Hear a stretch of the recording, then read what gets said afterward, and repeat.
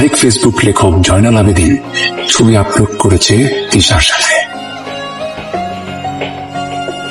তার মানে তিশা তার নতুন শিকার খুঁজে পেয়েছে। কিছুদিন পর কোনো এক বিকেলে নিজের ফাঁকা বাসায় জয়নাল ভাইকেও ডাকবে তিশা, খেতে দেবে বিষ মেশানো কফি।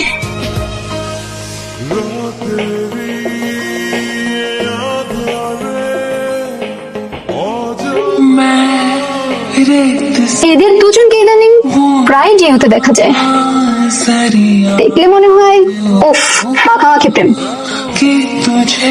আল্লাহ ন্যায্য বিচার করছে। তুই যেমন আমার প্রেম ভেঙে দিছিলি, এখন তোর প্রেমও ভেঙে গেছে। আমি শাখাওয়াত হোসেন বা জয়নাল আবেদিন তিনজনের মধ্যে একটা কমন মিল। আমরা ফেসবুকে লেখালেখি করি এবং মোটামুটি জনপ্রিয়। ঘুরে ফিরে ফেসবুক সেলিব্রিটি লেখকদের কেন বেছে নিচ্ছে সাইকো তিশা? আমাদের উপরে কিসের এত রাগ?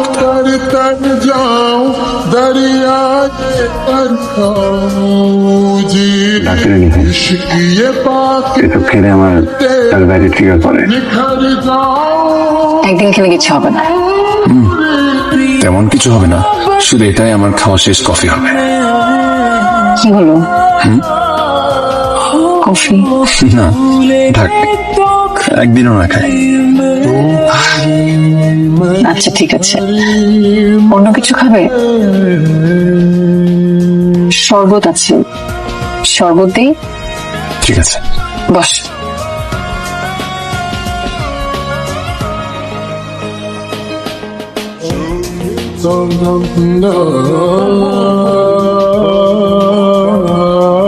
এই বিষ অনেক কষ্টে জোগাড় করেছি আমি।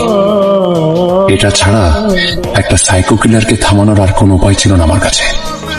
অনেকগুলো নিরপরাধ মানুষকে বাঁচানোর জন্য একজন খুনিকে হত্যা করা খুব একটা দোষের কিছু হবে না আশা করি।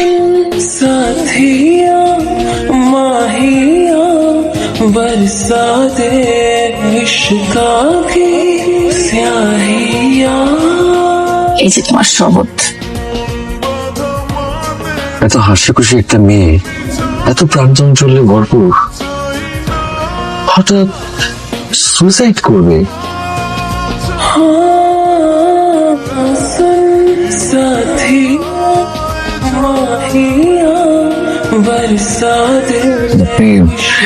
আপনি এত কিছু জানেন কিভাবে তিশার ব্যাপারে?